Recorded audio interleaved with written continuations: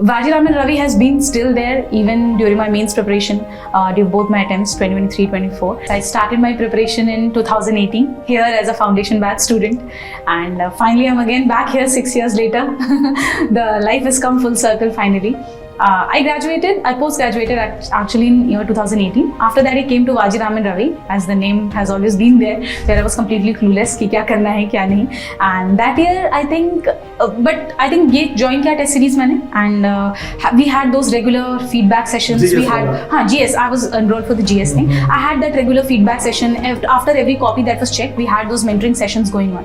So उससे पता चलता था what is wrong, where I should add on, what is the changes I need to make, etc. So it went like that, and I really scored good in GS last year. Also, it was 435 marks in GS 1, 2, 3, 4.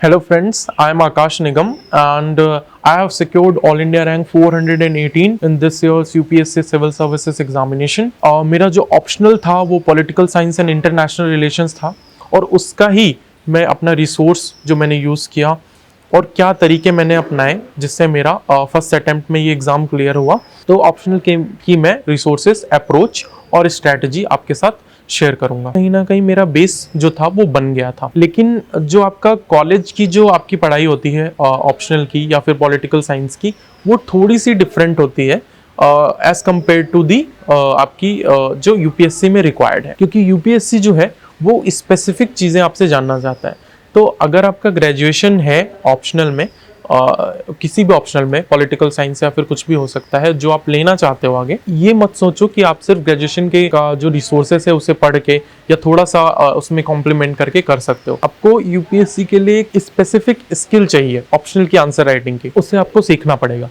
उसके लिए आप topper copies को refer करना पड़ेगा. आपको जानना पड़ेगा कि राइटिंग स्टाइल क्या है, किस लेवल का एनालिसिस उसमें चाहिए अच्छे मार्क्स लाने के लिए. Okay, so if I talk about the resources, तो रिसोर्स मैंने ऑप्शनल के लिए PSIR के लिए शुभ्रा मैम के नोट्स को रेफर किया था.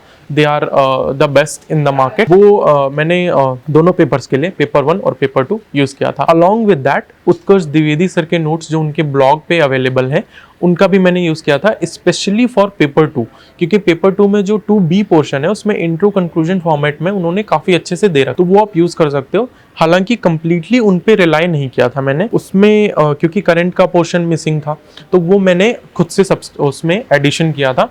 तो आप उनके नोट्स को यूज़ करो और उसमें एडिशन कर लो खुद से, न्यूज़पेपर वगैरह से, या फिर जो करंट डेवलपमेंट्स हैं वो कर सकते हो.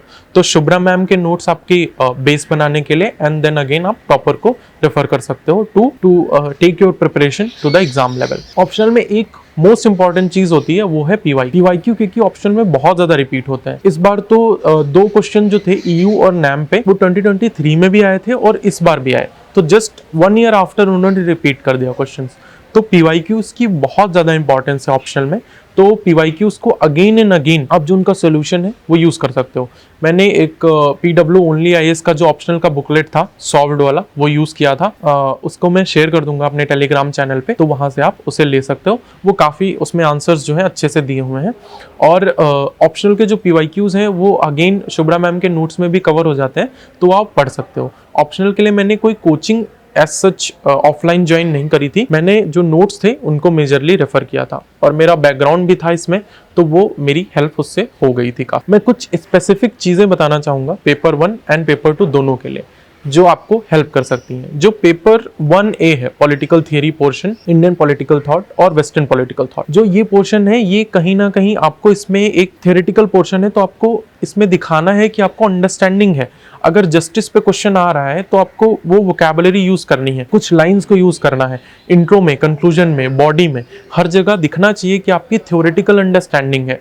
आप थिंकर्स को रेफर करो ज़्यादा से ज़्यादा, ताकि वहाँ पे जो एग्जामिनर चेक कर रहा है उसे पता चल जाए कि द ऑप्शनल की जो डेप्थ अंडरस्टैंडिंग है रिक्वायर्ड वो आप में है. पेपर 1B में जो है वो कहीं ना कहीं GS2 ओरिएंटेड रहता है, लेकिन इससे आपको GS2 से डिफरेंट बनाना है.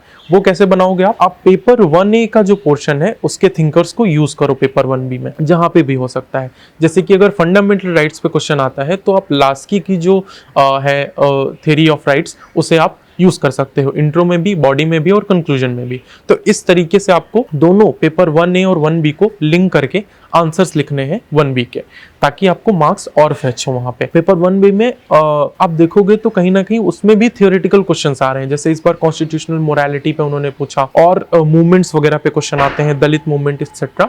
तो उन क्वेश्चंस में आपको स्पेसिफिक जो थिंकर है उसको आपको मेंशन करना पड़ेगा, ताकि आपको मार्क्स जो है वो ज्यादा मिले।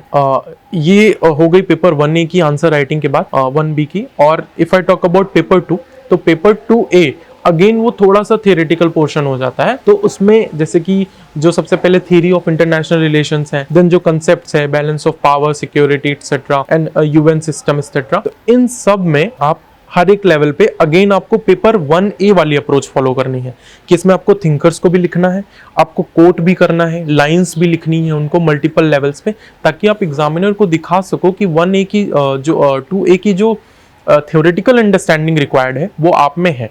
देन अगेन पेपर 2B में आपको इसी थ्योरेटिकल पोर्शन को यूज करना है 2B में। ये जो लिंकेज है, ये जब आप दिखा पाओगे तो इससे पता चलता है एग्जामिनर को कि आप जो पेपर है उनको अलग अलग नहीं पढ़ रहे हो, जबकि आप ऑप्शनल का पेपर 1 और पेपर 2 एज अ होल आपका जो है वो लिंक्ड है, तो वो आपको कहीं ना कहीं ज्यादा मार्क्स फेच करेगा। इस बार तो उन्होंने ऐसा किया था कि 2-3 क्वेश्चंस में पेपर 2B और 1B दोनों को लिंक करके पूछा था, 1A और 1B को लिंक करके पूछा था, 2A और 2B को लिंक करके पूछा था, इनफैक्ट 1A और 2B को भी लिंक करके पूछा था।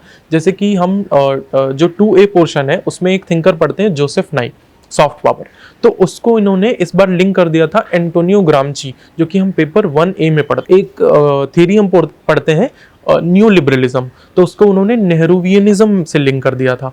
तो वो लिंक करके क्वेश्चंस पूछ रहे हैं, वहां पे जरूर आपको, तब आप उनको अच्छे से आंसर कर पाओगे जब आपकी अंडरस्टैंडिंग थोड़े हाई लेवल पे होगी। वो तभी आएगी जब आप मल्टीपल टाइम्स रिवीजन करोगे, पीवाईक्यूज को रेफर करोगे। तो ऐसे क्वेश्चंस के आपको अच्छे आंसर लिखने के लिए कहीं ना कहीं मल्टीपल रिवीजन्स एंड जब आप पढ़ रहे हो तभी उसी टाइम आप लिंक करो कि पेपर 2A को मैं 2B में कहाँ लिंक कर सकता हूँ, पेपर 1A को 1B से मैं कहाँ लिंक कर सकता हूँ। तो आंसर राइटिंग की अप्रोच आपकी यही होनी चाहिए। 2B में आप स्पेसिफिक चीज एक और कर सकते हो, वो है जो एस जयशंकर और honourable prime minister Narendra Modi, इनको आप कोट कर सकते हो मल्टीपल जगह पे, क्योंकि ये कई बार बहुत अच्छी लाइंस बोलते हैं, तो वो आप इंट्रो या कंक्लूजन या बॉडी में मेंशन कर सकते हो। अलॉन्ग विद दैट जो आपका इंट्रो है वो क्वेश्चन से ओरिएंटेड होगा, तो आपको ज्यादा मार्क्स मिलेंगे। जैसे कि यूएसए का इस बार इंडिया यूएस का क्वेश्चन आया था, उसमें कहा था कि जो इंडिया यूएस है उनको अलाइज बनने की जरूरत ही नहीं है, वो पार्टनर्स ही। तो उसमें मैंने इंट्रो में लिखा था कि India and US have become best friend for ever. ये जो एरिक गारसेती हैं यूएस के एम्बेसडर टू इंडिया, उन्होंने ये लाइन बोली थी, तो ये परफेक्ट फिट बैट हो रहा था वहां पे जो क्वेश्चन में पूछी गई थी लाइन।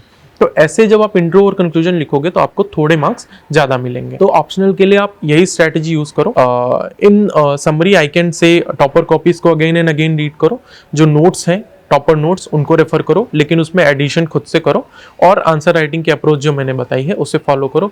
इससे कहीं ना कहीं आपका स्कोर उतना अच्छा आ जाएगा जिससे आपका लिस्ट में नाम आ जाए। Thank you DKT for providing this platform to me.